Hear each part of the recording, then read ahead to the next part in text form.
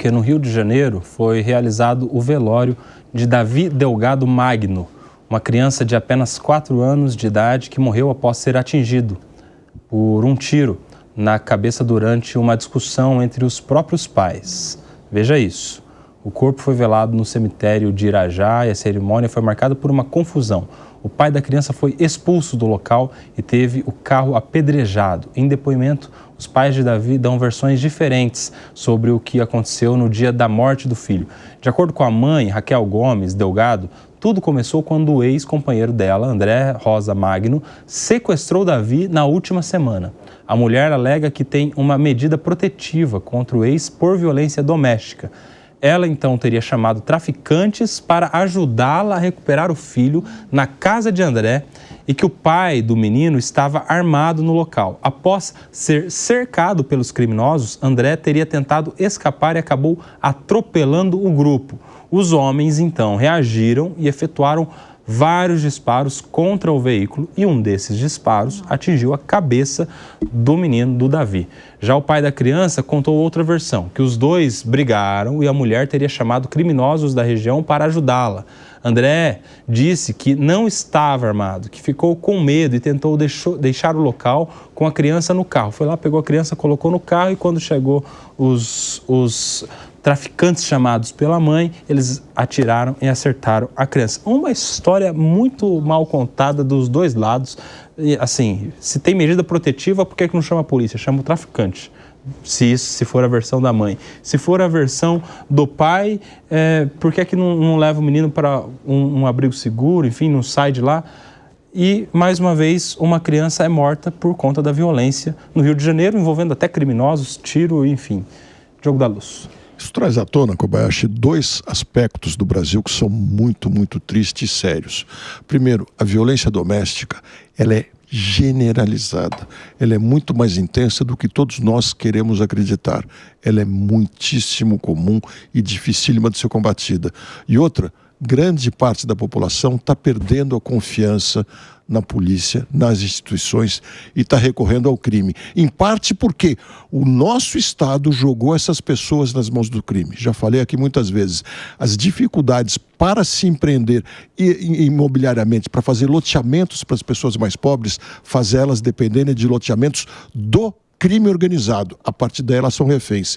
E ontem mesmo uma pessoa muito próxima de mim me contava que teve seu celular furtado, foi conversar com pessoas do crime, isso na zona sul de São Paulo. Em menos de 24 horas, disse a pessoa exatamente assim para mim, sem nenhum tiro, sem nenhuma violência, com muita tranquilidade, foram até Diadema, pegaram meu celular de volta e trouxeram, e está tudo em ordem.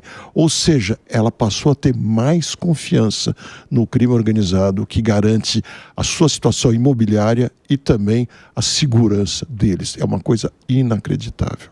Fala, Priscila Silveira. Uma tristeza, né, Koba? Você vê que a briga entre os pais, isso é comum, né? Eu digo comum, é a versão comum entre eles, né? Que houve uma briga, aí um dá uma versão dizendo que a mulher saiu de casa, teria saído de casa, ele pegou a criança, ele queria visitar a criança, ela não estava deixando porque tinha medida protetiva, e de fato aqui é importante a gente dizer que se tem medida protetiva, deve acionar a polícia, porque havendo essa... Claro que a gente está de fora falando, né? Eu não estou aqui julgando nenhuma das partes, a gente está do lado de fora, mas se tem uma medida protetiva, chama a polícia. Por quê? Porque é crime a violação dessa medida protetiva, eventual violador vai ser preso em flagrante, só que aqui falar do lado de fora, né, fora de uma comunidade, é muito fácil e tranquilo para mim. É muito mais fácil falar. O problema é lá onde se vive.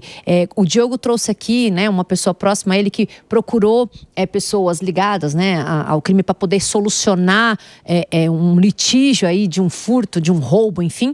Assim não é diferente nas comunidades. Eu não estou dizendo que é certo o que a mãe fez, nem que é errado, mas é comum as pessoas se valerem dos chefes, né, desses lugares para poder solucionar brigas, problemas, porque assim eles são vistos, né? Eles são vistos como, na verdade, não apaziguadores, mas solucionadores de problemas nas comunidades. Agora, o problema foi que quem quer que tenha chamado, se assim o fez, né?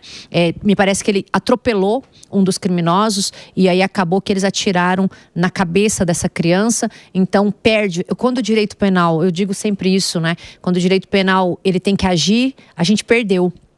Perdeu em qualquer cenário que aqui a gente fale, ou porque o pai está errado, ou porque a mãe está errada, já é uma perda grandiosa para ambos e para a sociedade, para nós, né?